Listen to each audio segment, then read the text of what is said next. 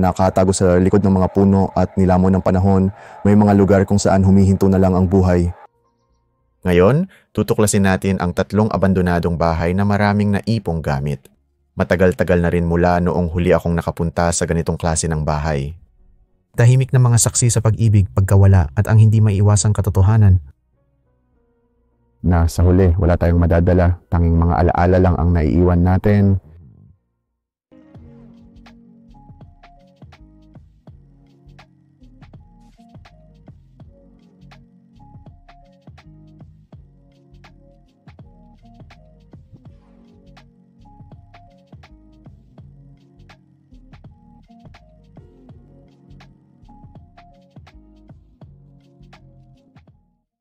Sa isang paglalakbay sa Timog, Georgia, may bahay na itinayo noong dekada 70 na nakatago sa mga puno. Isang tahimik na lalaki ang minsang nanirahan dito. Isang lalaking ang pagmamahal sa kanyang kulturang Hapones ay makikita sa bawat sulok, mula sa mga palamuti sa dingding hanggang sa itim na Mitsubishi sa labas. Ginugol niya ang kanyang huling mga taon na napapalibutan ng mga alaala, mga lumang kamera, mga lumang laro, isang talkboy recorder, at mga relikya ng ibang panahon. Minsan, ang mga apo niya ay nagpatawa sa mga kwartong ito. Pagkatapos niyang pumanaw, nagplano ang pamilya na linisin ang bahay, baka magbenta pa nga sila. Pero sa hindi malamang dahilan, hindi ito nangyari. Kaya naman nanatili ang lahat ng bagay. Kaya naglalakad kami sa driveway na ito. Papunta kami na ngayon sa isang abandonadong bahay na tinubuan na ng mga damuhan ang driveway. Naku, baka may mga buhaya at ahas dito, hindi ko alam.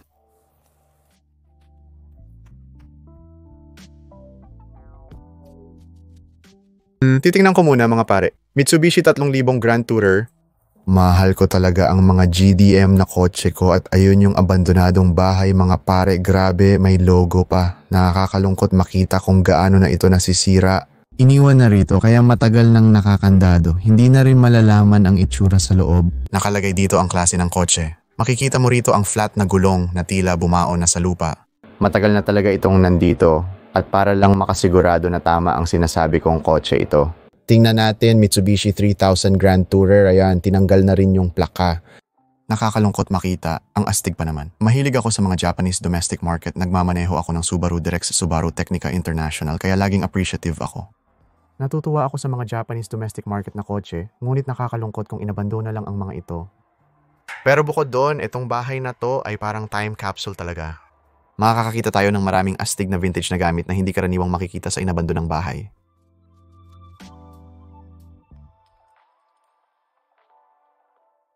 Sige mga tol, sisimulan ko na ang video ko dito mismo sa sala.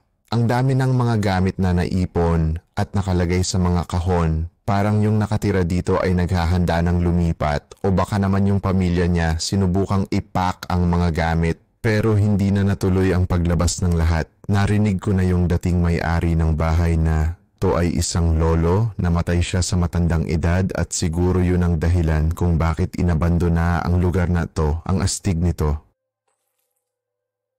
Oh, sa pagkakaalam ko, baka hapon din yung taong ito. Kailangan lang nating maghanap pa sa paligid, baka makakita tayo ng photo album. Na maaring magsabi sa atin kung sino ang tumira dito. Ang dami talagang gamit sa mga kahon na to, tol. Ikaw, May sombrerong pang baseball. Baka naglaro siya ng baseball. May mga lumang video home system tapes dito. May Anaconda at Sleeping with the Enemy. lahat ng mula sa dekada 90 na papunta sa garahe. Pero gusto ko munang tuklasin ang ibang kwarto sa bahay na to bago ko tingnan yon, baka may isa pang sasakyan.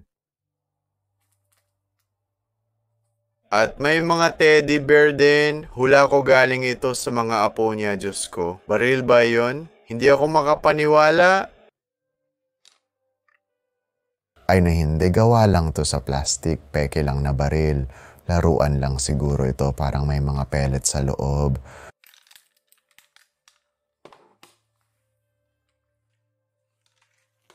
May iba't ibang kwarto dito. Mukhang kusina yung isa. Tapos diretso dun siguro mga kwarto pa. Sa tingin ko dito na lang tayo dumaan. Grabe, ang mga pintuan dito nagbabalatan na. Pinapakita lang kung gaano nakatagal na abandona ang lugar na to. Sigurado akong matagal na talagang inabandona ang lugar na to para mangyari yon. Kaya ko pa bang buksan ang pintuang to ngayon? Hindi ko nga mabuksan pero makikita mo na talagang wasak na ang kisame sa loob. Ibig kong sabihin, halos kalahati ng bahay ay gumuho na ngayon. At napatingala ako, sobrang daming itim na amag. Diyos ko, actually buong kisame ay may amag.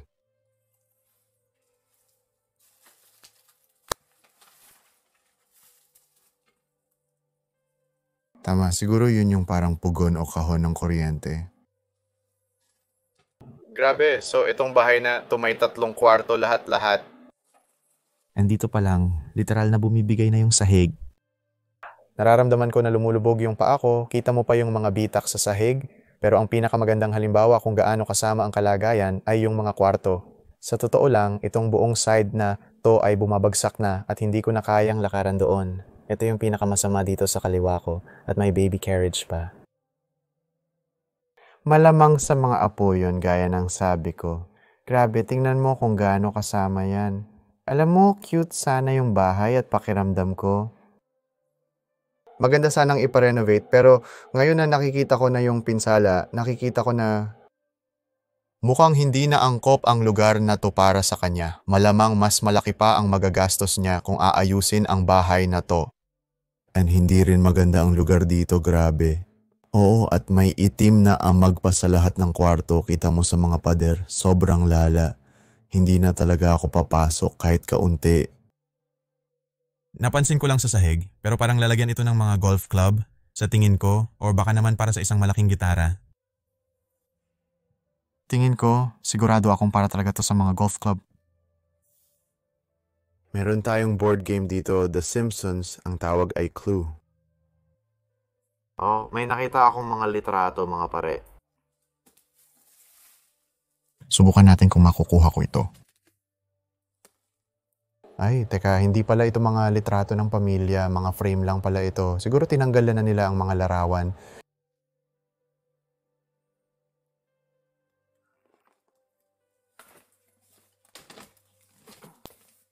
Makikita mo ang kotse na sumisilip lang dyan.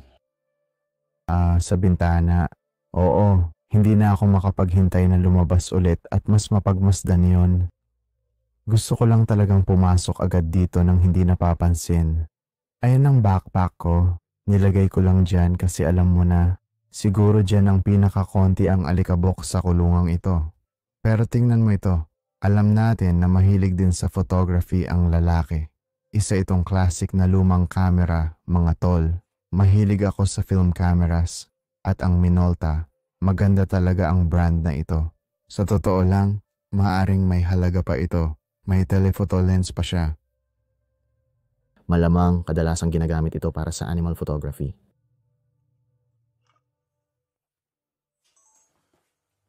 Wow, ayos nakakita tayo ng Talkboy. Sa totoo lang parang pamilyar ito. Ito yung Talkboy mula sa Home Alone. Paano mo nalaman yon ang astig? Fan ako ng Home Alone.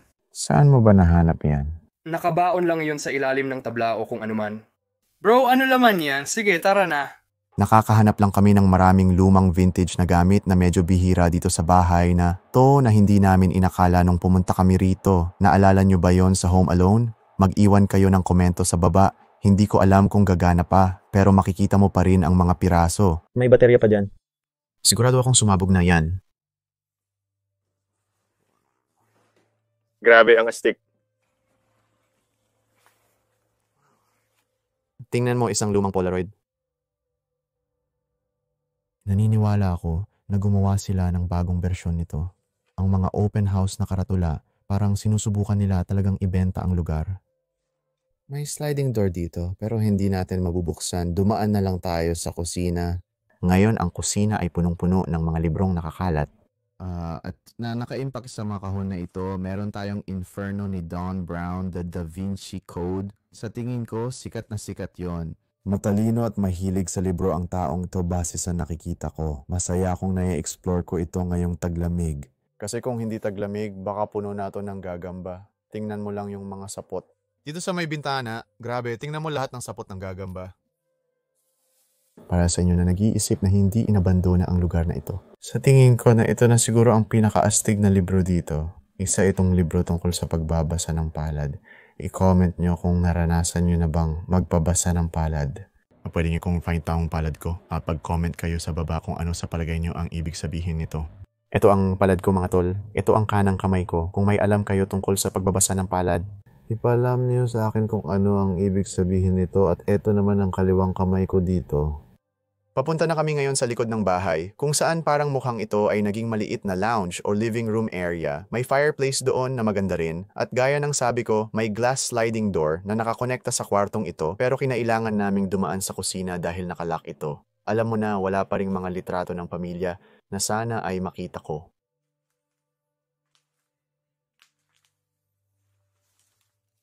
Wala. Siguro kinuha na nila lahat bago nila iniwan ang lugar na ito. Anong meron dyan? Oo, mga walang laman na frame guys. Walang mga litrato.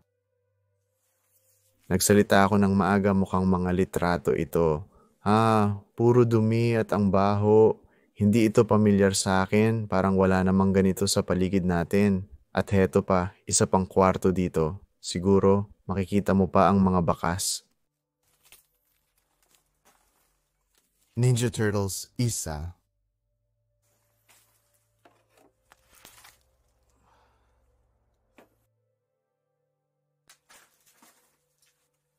Hindi ko nga alam na gumawa ang Nintendo ng mga controller na baril.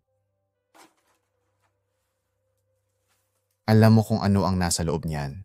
Para kay Dave din to Duck Hunt. Ang ating kaibigang si Dave Abandoned World Explorer ay mahilig sa retro gaming consoles at duck hunts. Tingnan mo to, isang lumang Polaroid. Sige, kakapasok lang namin sa garahe. May mga damit na nakasabit diyan. Baka iyon na ang huling batch ng labahin na ginawa ng lalaki. Meron ding Hulk Hogan na manika. Oo, pero bukod doon sobrang magulo rin dito sa loob. Tingnan mo yan yung bookshelf talagang...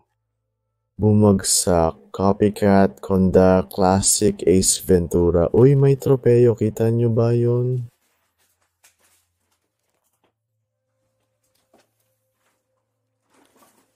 Galing pa yan noong 88.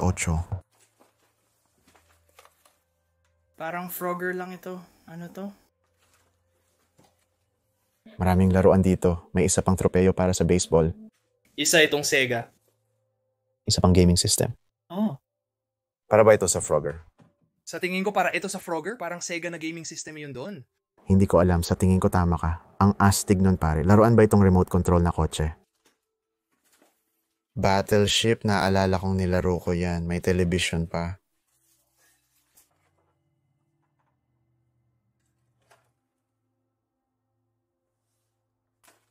May ilang helmet dito. Mga helmet yan ng baseball. Siguro naglaro ng baseball ang apo niya. Mukha itong laruan na typewriter. Tama, may papel nga sa loob nito. Sa itsura nito, mukhang dito tumatambay ang mga bata. Ang daming laruan. At pati mga basket ng gamit sa sports. Parang may nangyaring sunog din dito. Tingnan mo, ito parang isa pang kwarto pero gumuho na rin. Ilang daang milya ang layo. May isa pang bahay na naghihintay. Hindi pa nagagalaw mula noong nawala ang bituin nito. Ang bahay na ito ay pagmamay-ari ng isang aktres na sikat noon sa mga poster ng pelikula sa buong mundo. Siya at ang asawa niya ang nagbigay buhay sa bahay na ito noong dekada 800, puno ng alaala ang mga photo album dito. Nananatili sa mesa ang mga iyon, ang bawat silid ay humihinga ng kanyang diwa at ang lumang truck ay natutulog sa garahe. Hindi na mararamdaman ang kanyang mga kamay sa manibela. Nang siya ay pumanaw noong 2021, isang taon lang matapos ang kanyang asawa, tila huminto ang bahay, parang sandali lang siyang lumabas at hindi na bumalik. Ngayon, narito tayo sa isang abandonadong bahay. Isa ito sa pinakamagandang time capsule na bahay na napuntahan ko. Ang dating nakatira dito ay mag-asawang minahal ang isa't isa at nanirahan dito hanggang sa pagtanda. Hanggang sila'y pinaghiwalay ng kamatayan. Inuwanan niyang lugar dahil pareho nang pumanaw ang mag-asawa. Una ang asawa, sumunod ang misis. Sa palagay ko, habang iniikot natin ang lugar na ito, marami tayong madidiscover tungkol dito dahil ito ay parang isang time capsule. Lahat ay iniwan lang dito. Ang mga damit, mga kasangkapan, lahat. Matagal-tagal na rin mula nang huli akong nakapunta sa bahay na katulad nito. Kaya talagang excited akong mag-ikot at ipakita sa inyo kung ano ang itsura ng lugar na ito. Dito tayo magsisimula. Ito ang kwarto papunta sa garahe sa labas. Ang pagkakaayos at layout ng bahay na ito ay parang isang rektangulo at pwede lang tayong dumiretso sa loob ng bahay para makita ang bawat kwarto. Marami tayong mga larawan dito. Nakasuot ako ng mask ngayon dahil ang luma ng amoy sa kwartong ito. Sobrang maalikabok at maraming sapot ng gagamba sa paligid. Buti na lang at nag-e-explore ako ngayon na hindi masyadong mainit kasi sigurado ako na maraming insekto at gagamba dito. Tingnan mo yan, siguro sila yan nung bata pa sila. Matagal na silang kasal, malamang portrait yan ng asawa, may litrato rin dyan. Baka nag-baseball yung asawa, may parang certificate din. Siguro diploma ito dito. Mukhang may anak silang lalaki at baka siya yun sa litrato kasama ang tatay niya. Ito ang ibig kong sabihin sa mga sapot ng gagamba. Nasa buong kisame na sila ngayon. Kung makikita mo yun, puro patay na gagamba ang nandyan.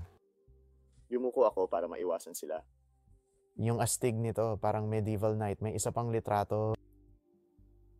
Akala ko si Trump yun sandali. May telebisyon na tumatakbo lang, ang daming sira dito kaya... Makikita mo doon na may butas na sa kisame na tumutulo na ang tubig. Sinisira na ang lugar na to. May maliit na banyo dito. Oo, matagal nang napabayaan ang lugar na to. Siguro ayaw ng mga bata na manahin ito. Sige, peke ito mga pare, akala ko totoong musket rifle. Ang astig sana kung totoo ito. Pero masasabi ko na yung pamilyang nakatira dito dati ay mahilig talaga sa iba't ibang kultura. Ganito ang nakikita ko sa India or sa Saudi Arabia. Ang ganda. Marami pa tayong makikita. Tingnan mo yung mga hardin doon. Heto ang patunay na may matandang mag-asawa na tumira dito, may wheelchair pa. Dumadaan kami ngayon sa bahay papunta sa kusina. Kailangan kong yumuko at iwasan ang mga sapot ng gagamba. Ang ganda nito. Gusto ko tong countertop. Parang bar siya kaya pwedeng maghain ng pagkain at inumin sa mga tao sa kabilang kwarto. Nasa gitna talaga ito. Hindi ako sigurado kung ano ang nangyayari dito pero may nakita akong litrato ng aso nila. May husky sila, hula ko ang pangalan niya ay Bandit. Ang ganda ng asong iyon, tingnan mo yung mga mata niya, may isang asul at isang kulay kahel na mata. Ang dami nilang libro dito.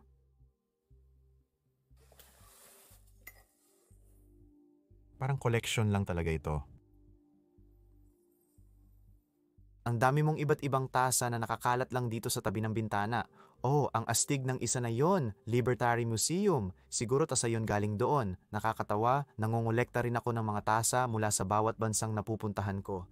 May Starbucks, meron silang mga travel collection na tasa at sa ngayon may isa ako mula China at South Korea. Magulo ang kusina na ito pero nandito pa rin lahat ng gamit, pati kutsilyo at tinidor. Tingnan mo kung gaano kaluma at kalawangin na ang oven. At may refrigerator pa doon, wow. Yung toaster parang nasunog na. Mukhang may tagas din dito. Tingnan natin ang refrigerator dito. Sa tingin ko dito nang gagaling yung amoy, grabe ang amag sa loob, sobrang kadiri. Sige, katabi lang nito ang laundry room. Kompleto pa rin ang mga gamit sa closet na ito. Ito ang washing machine at dryer. Yung pintong iyan ay palabas lang, parang isa pang labasan. Hindi maganda ang itsura niyan, nasa control tayo, malamang may infestation na ng daga dito ngayon. Iniwan na ito ng ilang taon, nandun ang bag, dun mismo. Ginagamit nila ang kusina bilang base. Dito nila nilalagay lahat ng baso ng alak at tasa, pati na rin ilang plato. At mga set ng sound. Siyang mga tsikanikanga nila ay nanandito sa ibaba. Maganda at sindihan natin ang isa. Mabaho talaga dito kaya suot ko ito para maiwasan din ang alikabok. Medyo cute ang dining table. Nakatagilid ang mesa para sa 4 na tao. Mukhang hindi ito naayos ng maayos. May isa pa kaming mesa dito. Oh, tingnan mo ang cabinet. Gusto ko ang mga set ng tsa. Mukhang Europeo at medieval talaga. Wala nang pagkain dito.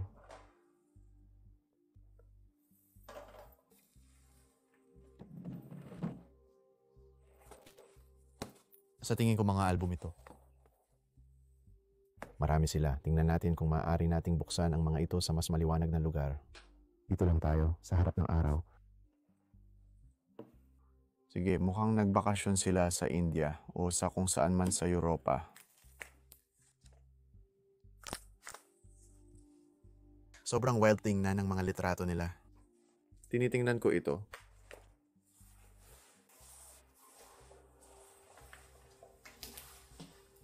Itong litrato. Yan ang puting frame. Siyempre,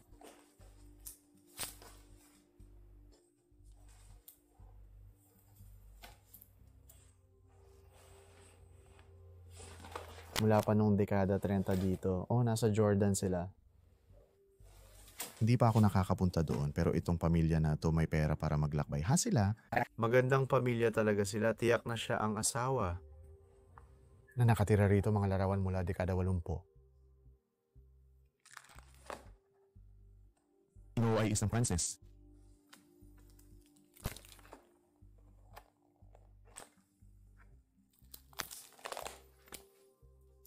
Mayroong Rick, sobrang nakatutok sa kanyang natural na tirahan. Ginawa niya ang sarili niyang bagay. Tingnan mo ang mga litrato ng Pasko noong 1991. Isa ba siyang mananayaw? Siguro ito ang anak na lalaki, hindi ko alam.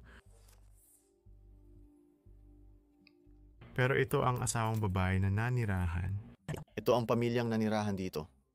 Guys, itatago ko ng maayos ang mga album na ito. Ang dami talaga nila. Pwede tayong maghapon dito kakatingin lang. Hindi ko alam kung ano na ang ginagawa ng anak ngayon at nagtataka ako kung bakit hindi niya nalang alagaan ang lugar na ito. pero madalas ayaw talagang manahin ng mga anak.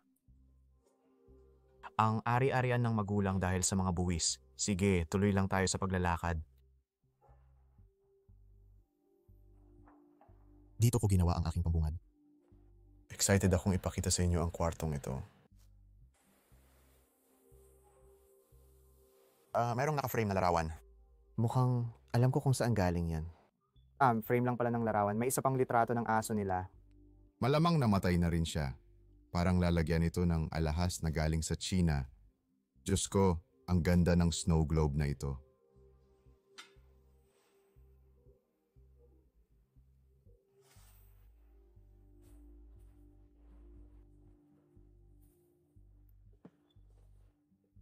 Mukhang naghapunan sila kasama ang isang kaibigan, isa sa mga matalik nilang kaibigan. May ilang tote bag dito, ilang pitaka. Marami sila.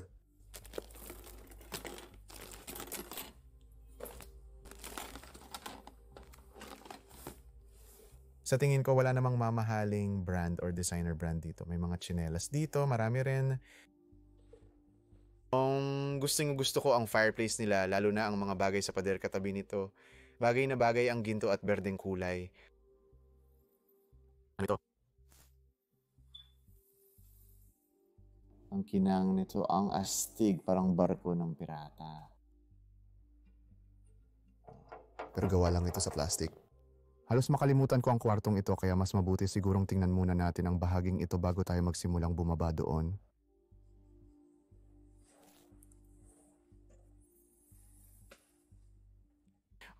Ito talaga ang mismong pasukan ng bahay. Nasaan ang main entrance, mga pare? Nandyan lang yon. Bukas na bukas ang pinto. Grabe. Ano ba yan? Ang lupit ng kwarto na to. Para sa lahat ng mga babaeng nanonood, magugustuhan nyo ang kakaibang kwartong ito. Ano sa tingin ninyo, mga pare? Maganda ba ang mga tsinelas na ito? May isa ba sa inyo, mga babae, na magsusuot ng ganito?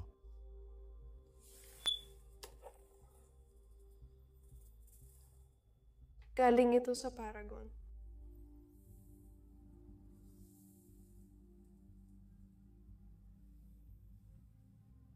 Grabe ang dami ng sapot ng gagamba dito. Halos kalahati ng kwarto ang natatakpan nito. Na maiisip mo na lang kung gaano karaming gagamba ang nandito tuwing tag-init. Malamang nasa asawas ang mga damit na ito o ito ang lugar kung saan nila inilalagay ang kanilang mga damit. At narito ang banyo sa tabi nito. May pugad na ng ibon doon. Medyo cute ang banyong ito.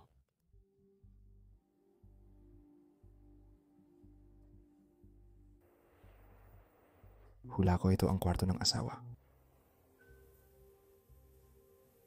Masama ito, kahit na parang... Parang para rin sa babae ito. Grabe, amoy ihi dito sa loob. Lahat ng ito ay parang...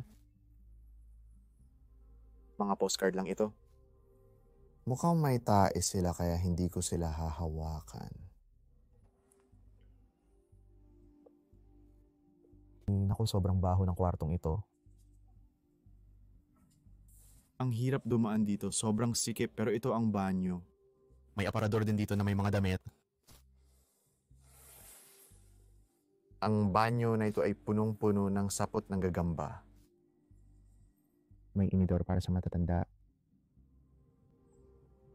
Marami pa ring sabon dito. May isa pa tayong kwarto na kailangang tingnan. Iyan ang kwarto ng asawa. Marahil ito ang pinakamagandang kwarto dito. Ang daming bagay sa loob. Talagang maganda ito. Maiisip mo. Kung gaano kaganda sana ang kwarto na ito kung puno ng pulang pintura. At ngayon, unti-unti na itong nababakbak. Gusto ko lang isuot ito kasi ayokong malanghap ang alikabok. Maaring ang dito ay pintura na may tinggaw asbestos pa nga. Ang kwartong ito ay natakpan ng pinturang may tingga.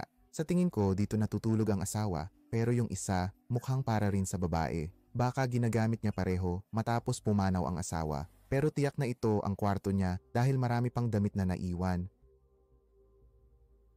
May nagnakaw ng maraming gamit dito dahil wala nang mamahaling bagay. Maaari pang magdagdag ng damit sa aparador na ito.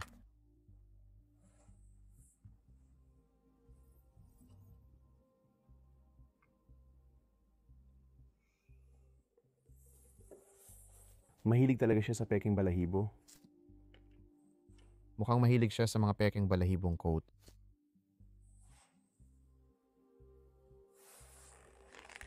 Diyos, kung maruming underwear ba yan? May malalang sira rin dito sa parteng to. Ang pangit na makita na ganito ito. Na talagang magandang bahay ay nasisira habang lumilipas ang mga taon.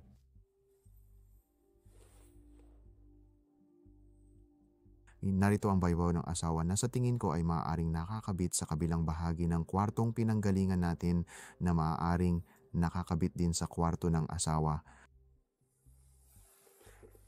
Sa tingin ko dumaan pa nga tayo sa kabila dati na alala mo.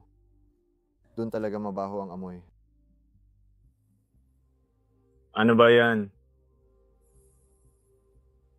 Maganda ang itsura ng banyo.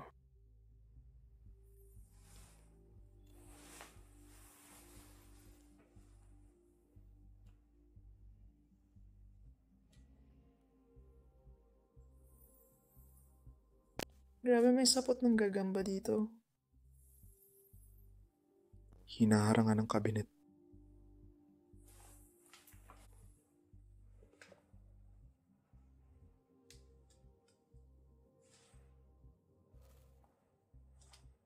Tapos dito naman ng batya.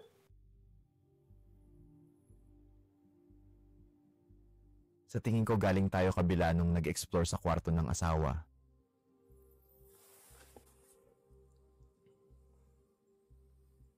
Oo, nilimas na talaga ang lugar na to. Lahat ng mga drawer ay bukas kaya doon ko nasabi. May kahon ng alahas dito, pero wala namang laman. Sige, may ilan pa. Pero wala namang masyadong espesyal. Sa tingin ko mga gamit lang ito. Sa tingin ko kit lang ito ng pananahi. Well, nahanap ko ang pangalan niya at sa tingin ko sikat siya dahil parang gupit ito mula sa dyaryo kaya dapat importante talaga silang mga tao, di ba? Si Miss Betty Lou West John William Wilder, wala namang masyadong sinasabi tungkol sa kanya pero sa totoo lang, hindi ako magugulat kung sikat siya, mukha siyang modelo.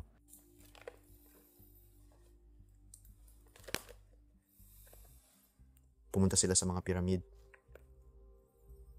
Hindi ko pa nga nagagawa yon. Mukhang pwede itong nasa Japan. Hindi ko alam kung tama ito. Sinasabi dito Chifu, Japan. Isa ito sa mga paborito kong lugar. Mahal ko ang Japan. Tahanan ng Ministro ng Depensa noong 1954. Laban ng sumo wrestling. Sobrang luma na ang mga ito. Hindi ako sigurado kung sino ang lalaking ito pero siya yung babaeng palagi nating nakikita. Pumunta siya sa Uiso, Japan noong 1955. Baka ito ay bago niya nakilala ang kanyang asawa. Siyak akong puti ang asawa niya. Nasa lahat siya ng dako. Ito ay sa Amerika noon. Medyo astig at kamangha-mangha. Nag-e-explore pa ako at marami akong natutunan tungkol sa pamilya. Malapit na matapos para ito sa loob. Kaya Ricky, gabi na at aalis na kami.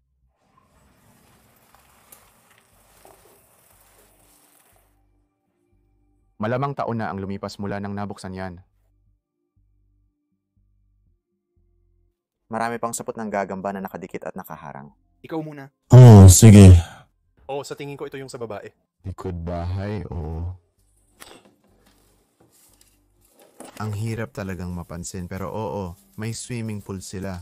Grabe, yan ang likod bahay nila. Hindi ka makakalakad doon nang hindi natatamaan ng sanga o baging. Ganun nga. Medyo lumana. Grabe. Pare, May punong bumagsak dito. Pare, nahanap ko na ang tahimik kong tubig. nahanap mo na ang tahimik na tubig, tol. Panahon na para sa ritual. Tingnan mo, may sanga ng puno. Ikaw ang mauunang gumawa ng karangalan. Kung hindi mo pa alam, tingnan at i-follow mo ako sa aking TikTok, Steve Ronan. Diyos ko, gagawin niya na. Gagawin niya na. Heto na tayo mga kaibigan. Hindi ako makapaniwala. Gagawin niya talaga. Hindi pwede. Hindi pwede. Paano niya nagawa yon? Ang ganda niyan. Halos naikot ko na lahat. Pabalik na ako sa loob ng garahe. May isa pa akong ipapakita at yun ang kotse na nakaparada pa rin doon. Madumi ang nakatigil na tubig na yan. Literal na kinailangan naming dumaan sa loob ng bahay para makalabas dito. Bahala na dyan sa pagdaan doon. Isara ulit natin ang pinto.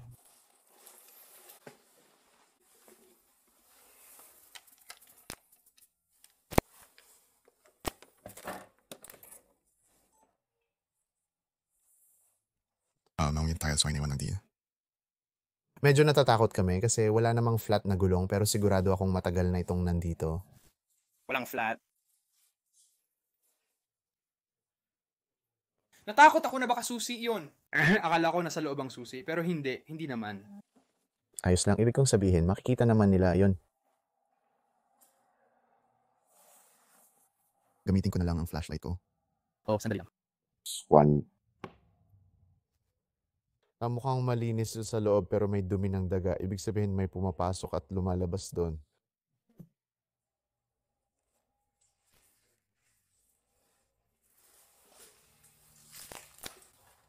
May laman ba ang trunk? Hindi makita sa sobrang dilim. Sana nag-enjoy kayo sa exploration natin ngayon. Matagal-tagal na rin mula nung huli akong nag-explore ng time capsule na bahay. Bahay ng lola o lolo at siguro ito na ang isa sa mga pinakamagandang napuntahan ko. Gusto ko ring ipadala ang aking dasal at pakikiramay sa pamilya. At naway mapayapa ang mag-asawang dating nakatira dito.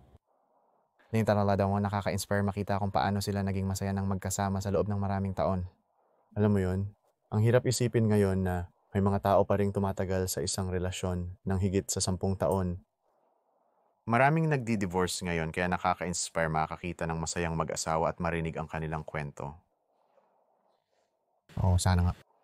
Naikuwento ko na ang tungkol sa pamilyang ito at ang mga dating naninirahan dito. Sa huling abandonadong bahay sa episode, ito ay ipinagmalaki ng isang lalaking kumuha ng litrato sa buong mundo. Itinayo niya ito kasama ang kanyang asawa noong dekada ng 1950 naging tahanan ito ng mga libro, litrato at alaala mula sa iba't ibang panig ng mundo. Nang mawalan siya ng asawa, nagpatuloy siyang mabuhay, napapalibutan ng mga bagay na mahalaga sa kanya. Nang siya rin ay pumanaw, iniwan na ang bahay sa kalikasan. Sige mga pare, ito ang harap ng bahay gaya ng nakikita ninyo. Kitang-kita ninyo talaga ang kwarto sa itaas mula rito. Talagang natatangi ang lugar na ito. Isa itong time capsule. May 2 sasakyan at isa sa mga unang inabandonang motorsiklo dito. Abangan ang variant para mapanood ito. Ang nakatira dito ay si Edwin na pumanaw noong 2022. Isa siyang kilalang litratista at mahilig siyang maglakbay at gumawa ng iba't ibang bagay. Namuhay siya ng buong buo at mahilig siya sa mga computer at radyo na talagang kilala.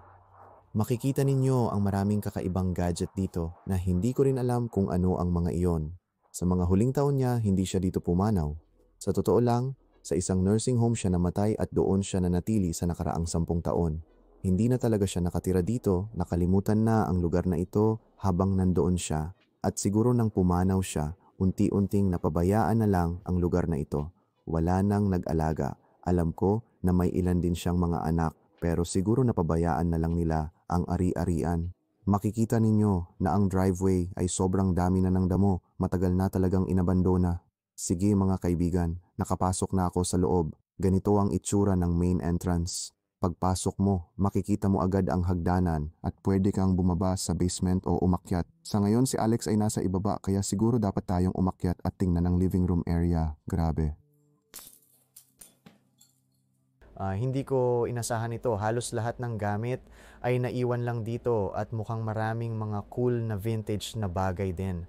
Halimbawa dito, may lumang typewriter na Galaxy 12, ang astig ng itsura nito. May mga antigong gamit din, may lumang orasan, at tingnan ninyo itong sound system na Proton 550.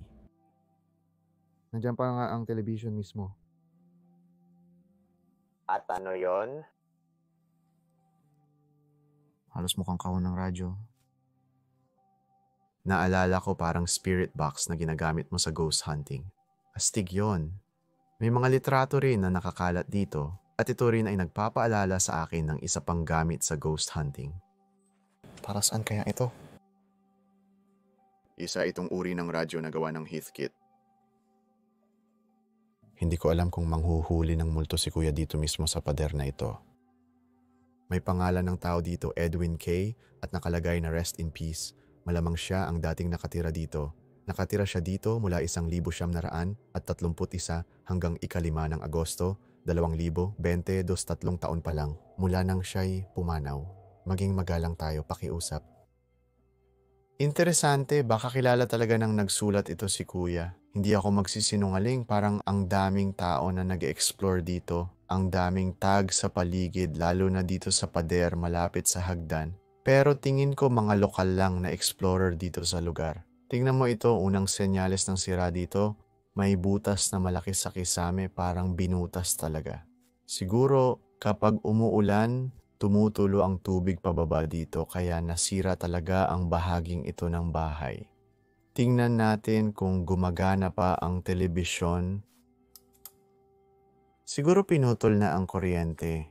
Nakakita ako ng piraso ng dyaryo na mula pa noong 1974. Alam nyo, hindi naman kalakihan ang bahay na ito guys. Meron lang itong itaas na palapag na may sala at kusina. Heto ang isa sa mga kwarto na sobrang sira at halos gumuho na. Nakakatakot talaga kaya hindi na ako papasok dito, pati na rin sa mga kwarto na ito. Pero ang astig kasi may malaking bookshelf sa gitna ng hallway na ito.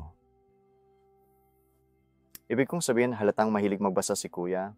Ang dami ring magagandang libro dito, parang mahilig siya sa kultura ng Japan, Korea, pati Great Wall of China. Mukhang mahilig din siyang mag-travel kasi ang daming libro tungkol sa iba't ibang bansa. Pakiramdam ko, magkasundo sana kami ni Kuya. Heto ang mga kwarto. Grabe, lumulubog na yata yon. Dasal na lang tayo. Sana walang bumagsak habang nandito tayo ngayon. Mukhang anytime na lang babagsak yan. Tingnan mo, kita ko na yung ibaba mula dito. Grabe, ang wild nun. Wow, ito lang ang kwarto na halos buo pa.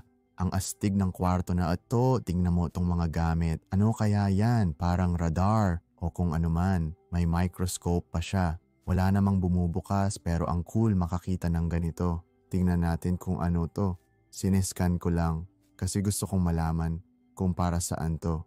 Sana may signal ako. Sige, kung hindi mag-load, sabihin nyo na lang sa comments kung para saan kaya to. May mga pelikula pa dito. Mukhang wasak na ito. Ano kaya ito? Multi-control Transmaster. Alex, nauna ka pa dito kaysa sa akin. Pupunta na ako sa basement kaya ano bang nangyari doon nung isang panahon?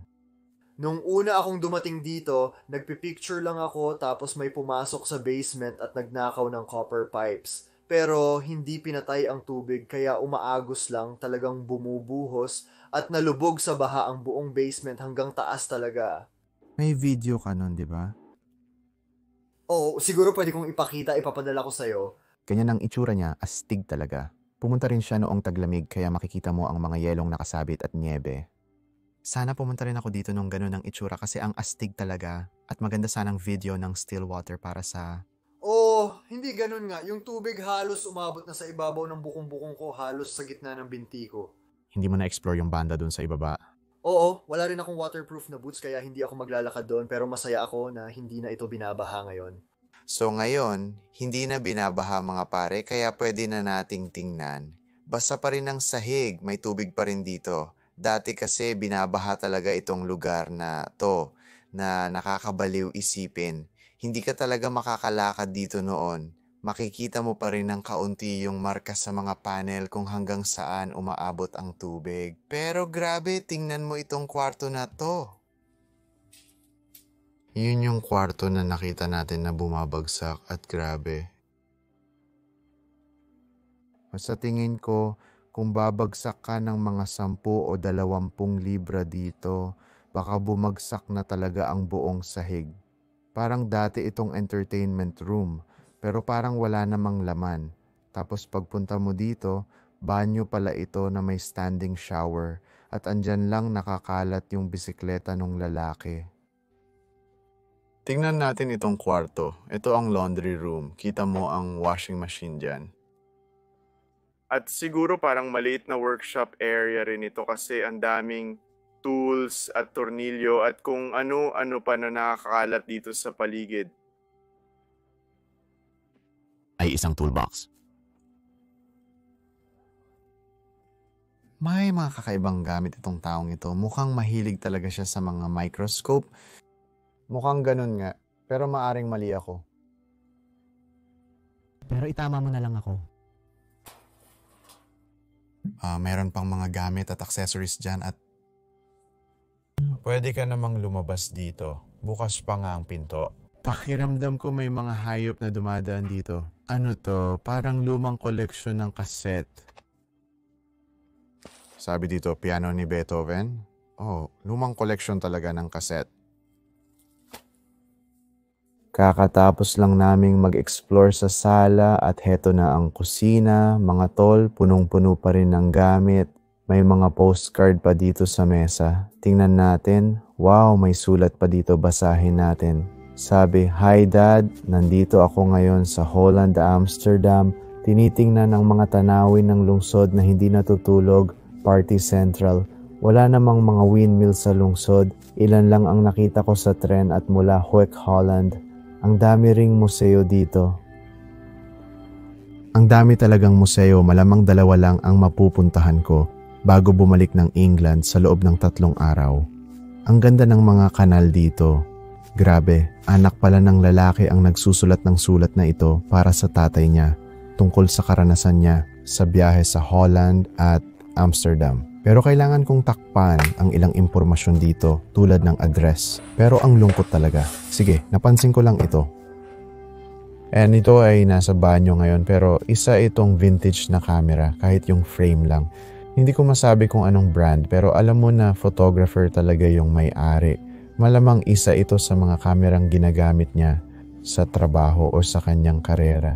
Pero ang talagang espesyal dito, itong abandonadong bahay ay may mga abandonadong sasakyan din na naiwan. Kaya dadalhin ko kayo ngayon sa garahe. Nandiyan lang mismo ang mga sasakyan. At tayo sa pa ay nandito mismo. I-drawing natin ito diretso sa unahan.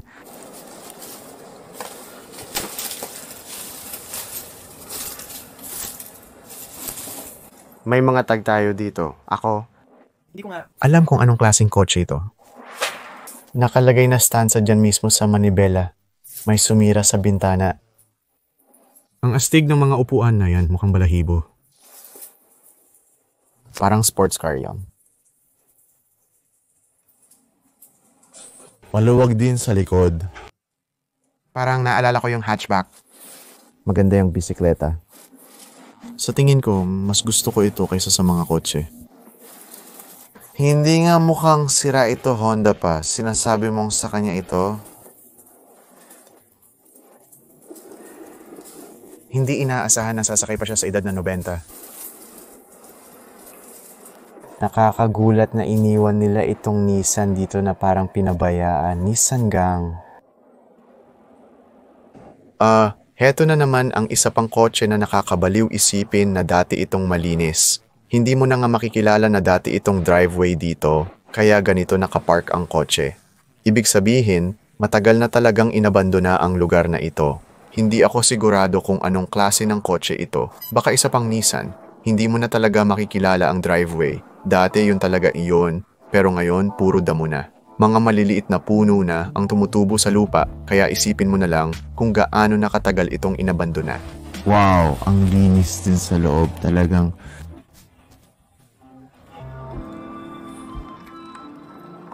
Nakalog.